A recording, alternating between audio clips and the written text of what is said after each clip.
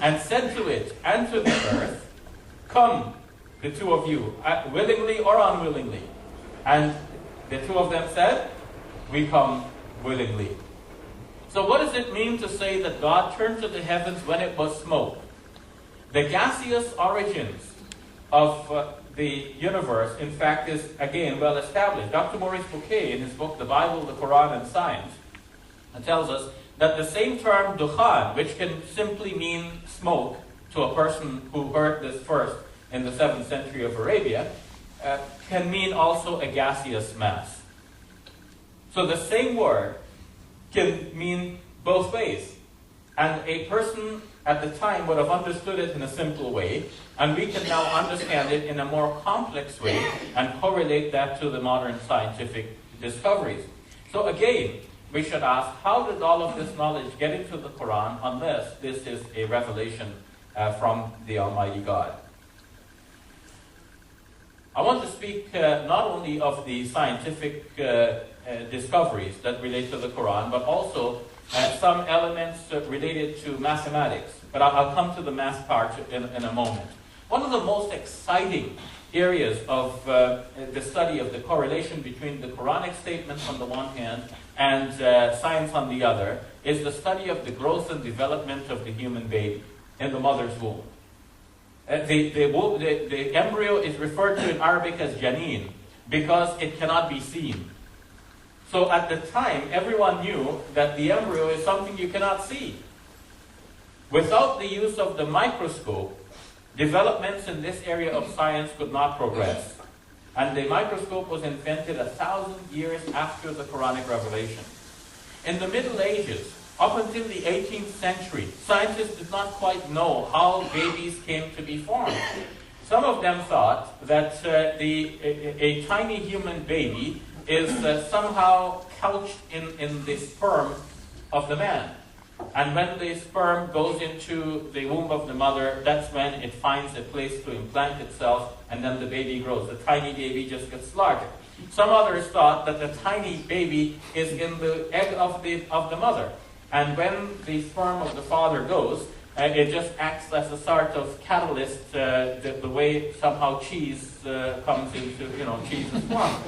So they had no idea that it is the fusion of the two, the fusion of sperm and ovum, that actually is what we describe now as conception. But already in the Quran, Allah subhanahu wa ta'ala tells us that He created us min nutfatin amshaj, from a mixed drop. It is a fusion of the two. The sex of the child we know today to be determined by that which comes from the father, because the chromosomes of the female are always X and X. So when a female cell divides through meiosis, we have two X's, an X and an X.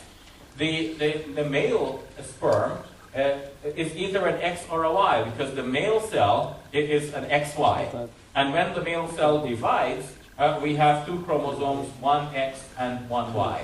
So if an X from the father joins with the X from the mother, we have a double X, and that is the female. If the Y from the father joins with the X from the mother, then we have an XY, and that is the male. So what makes the difference is that which comes from the father. So it is interesting that as Dr. Keith Moore of the University of Toronto pointed out, there is a verse of the Quran in Surah 53 which says, وَأَنَّهُ خَلَقَ الزَّوْجَيْنِ الذَّكَرَ وَالْأُنثَى مِنْ نُطْفَةٍ إِذَا تُمْنَى. And He is the one who created the male and the female, and the pairs of male and female, from a tiny drop when it is poured forth.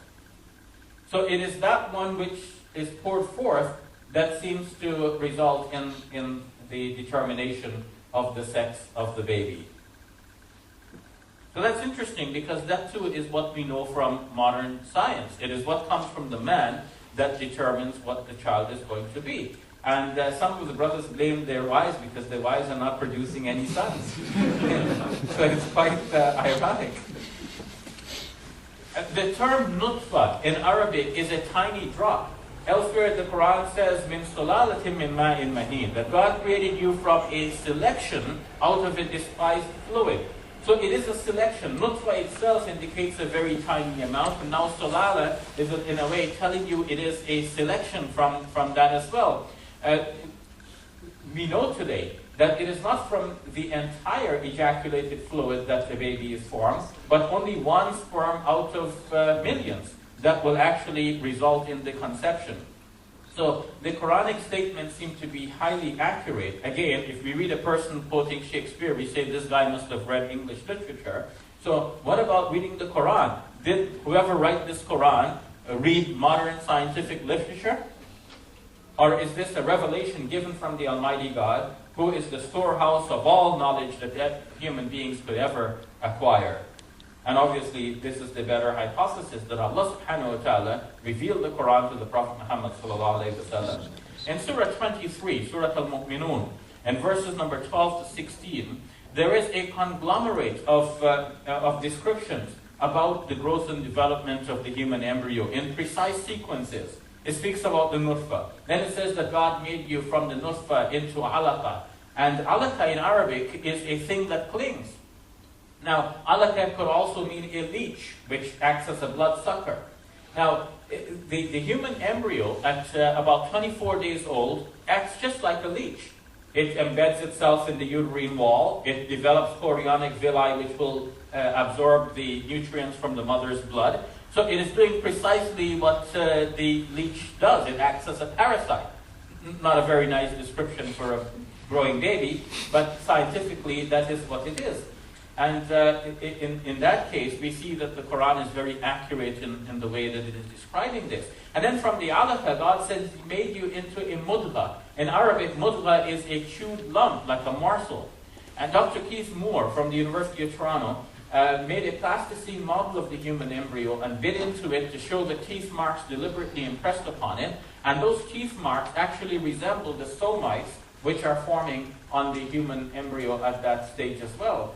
At 28 days old, when these observations can now be made, the human embryo is no bigger than a grain of rice. So one could not have studied this. When somebody first hears you describe this, they'll say, oh, maybe people, they were aborting many babies and they can study. But without the microscope, you couldn't study the human embryo at this early stage. So how could one have gotten this kind of information and put it into a book some 1400 years ago? We see that this is information from the unseen. I want to then pause here at regarding the scientific miracle of the Quran and go on to mathematics. Now when we mention the word mathematics, some people tune out because we know it. We hate math, right? At least some people do. But mathematics is at the root of everything. And Dr. Peter Atkins, a man whom I debated with some years ago, who is an avowed atheist, writes in his book Creation Revisited that mathematics is fundamental to the structure of the universe. In fact, it is found that this is one of the arguments for the existence of God, even if atheists will not accept it. That there are mathematical patterns in the structure of the universe. And moreover, the human mind is such that we have the capacity to understand mathematics, which is really abstract, but we have the capacity to understand it. So these are all some of the mysteries of life, but more to the point. If we find that things are found not scattered, but in a pattern, then that calls for a designer. There is someone who necessitated